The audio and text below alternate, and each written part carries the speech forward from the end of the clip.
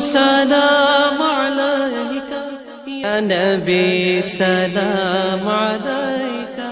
حضرت سیدنا عمر رضی اللہ تعالی عنہ جلیل القدر ہستی ہیں جنہیں حضور علیہ السلام نے اللہ سے مانگ کے لیا۔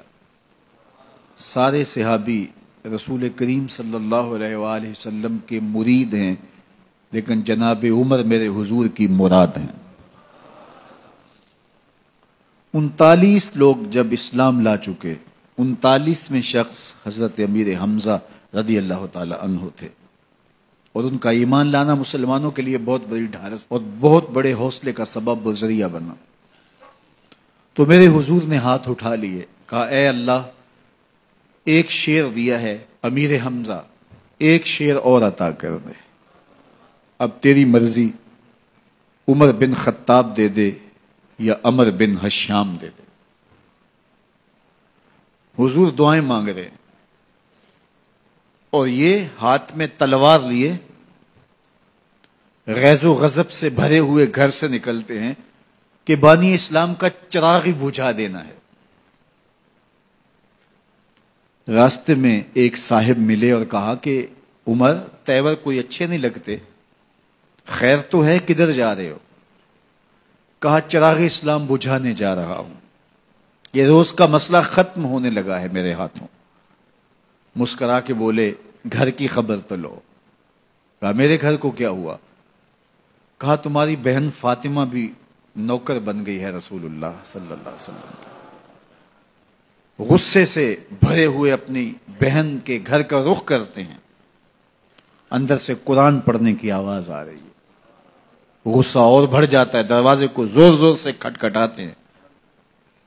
اہل خانہ سمجھ گئے ماجرا کیا ہے، گرجدار آواز ہے جناب عمر کی، دروازہ کھولو۔ جلدی سے معلم کو چھپا دیا اور بہن آگے بڑھ کے دروازہ کھولا۔ کہا تم سابی ہو گئے ہو، دین چھوڑ دیا تم نے، بتوں کی وفا ترک کر دی اور بے تحاشا مارنا شروع کیا۔ بہن کا سر پھٹ جاتا ہے، خون بہنے لگتا ہے اور یہ مارتے چلے جاتے ہیں۔ فاطمہ بنت خطاب بولی عمر تم خطاب کے بیٹے ہو، سنو میں بھی خطاب کی بیٹی ہوں، جو ظلم جو جبر کرنا ہے کرو، میں محمد عربی کا دامن نہیں چھوڑوں گی۔ سوچنے پہ مجبور ہو جاتے ہیں وہ کون سی طاقت ہے جس نے بجلیاں بھر دی اس کے اندر۔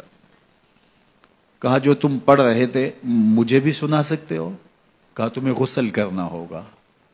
عمر اپنے بدن کو دھو رہے ہیں، میرا رب دل دھو رہا ہے۔ اتنے میں معلم بھی قرآن لے کر آ جاتے ہیں اور قرآن کی تلاوت ہونے لگتی ہے۔ طٰہٰ ما انزلنا علیک القرآن لتشقیٰ، 14ویں رات کے محبوب چاند، ہم نے قرآن اس لیے نازل تو نہیں کیا تھا کہ تم مشقت میں پڑ جاؤ۔ بے تاب ہو گئے، کہا عمر کی عمر برباد ہو گئی، مجھے لے چلو حضور کی چوکھٹ پہ۔ تلوار حمائل کی ہے، بہنوئی ساتھ ہیں،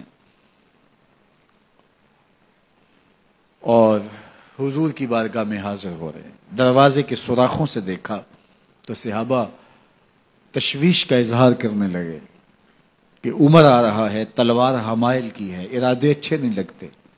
جناب امیر حمزہ نے کہا دروازہ کھول دو، اچھی نیت سے آیا تو استقبال کریں گے، نیت اچھی نہیں ہے تو اس کی تلوار سے اس کی گردن کاٹ دیں گے۔ حضور کے سامنے جا کے بیٹھ گئے، گلے میں کپڑا ڈالا تو حضور نے پکڑ کے کہا عمر ابھی وقت نہیں آیا کہ تم اسلام لے آؤ؟ یہی وقت تھا عمر کے اسلام لانے کا، لبوں پہ کلمہ جاری ہو گیا۔ اللہ اکبر کی صدا اس زور سے گونجی کہ مکے کی گلیاں گونجنے لگیں۔ اسلام لانے کے بعد حضور سے پوچھتے ہیں حضور کیا ہم حق پر نہیں ہیں؟ فرمایا ہم حق پر ہیں۔ اللہ کا دین سچا نہیں ہے؟ کہا اللہ کا دین سچا ہے۔ آپ اللہ کے سچے نبی نہیں ہیں؟ فرمایا میں اللہ کا سچا نبی ہوں۔ تو کہا پھر ہم چھپ کے عبادت کیوں کریں؟ اب مسلمانوں کی دو صفیں بنتی ہیں، ایک صف کی قیادت امیر حمزہ کرتے ہیں، دوسری صف کے آگے آگے عمر بن خطاب چلتے ہیں اور حضور درمیان میں ہیں، اور یہ ملکوتی قافلہ صحن حرم میں آ کے اعلانیہ عبادت کرتا ہے۔ حضرت عبداللہ ابن مسعود رضی اللہ تعالیٰ عنہ فرماتے ہیں عمر کا اسلام لانا اسلام کے لیے عزت کا سبب بنا، اسلام کے وقار کی علامت بن گیا۔ ایک ایک کے دروازے پہ جا کے دروازہ کھٹکھٹا کے کہتے ہیں، وہ تو اور خبر سننے کے لیے بے چین تھے کہ یہ بانی اسلام کی زندگی کا چراغ بجھانے گیا تھا، کوئی خبر لایا ہوگا۔ وہ کہتے ہیں آؤ عمر کدھر آئے ہو؟ کہا تمہیں بتانے آیا ہوں، کمزوروں سے پنجہ آزمائی کرتے رہے ہو، آؤ میرے سے بات کرو، میں محمد عربی کا نوکر بن گیا ہوں۔ اللہ اکبر۔ میرے حضور نے فرمایا جب اچھے لوگوں کا ذکر کرو تو میرے عمر کا ذکر بھی کیا کرو۔ میرے عمر کی زبان پر حق بولتا ہے، سچ بولتا ہے۔ ان الشیطان یفر من ظل عمر، عمر کے سائے کو دیکھ کے شیطان بھاگتا ہے۔ اللہ اکبر۔ اسلام لائے تو زندگی کی ایک ایک سانس اسلام کے لیے وقف کر دی، حضور کا پہرا دیا، حضور کی ناموس کا پہرا دیا، حضور کی شریعت کا پہرا دیا۔ اسلامی فتوحات پھیلیں تو پھیلتی ہی چلی گئیں، کبھی مصر فتح ہو رہا ہے، کبھی ایران فتح ہو رہا ہے، آرمینیا تک مسلمانوں کی افواج پہنچتی ہیں۔ 22 لاکھ مربع میل پر حضرت عمر رضی اللہ تعالیٰ عنہ کی سلطنت پھیل جاتی ہے۔ عدل و انصاف کا دورہ ہوتا ہے۔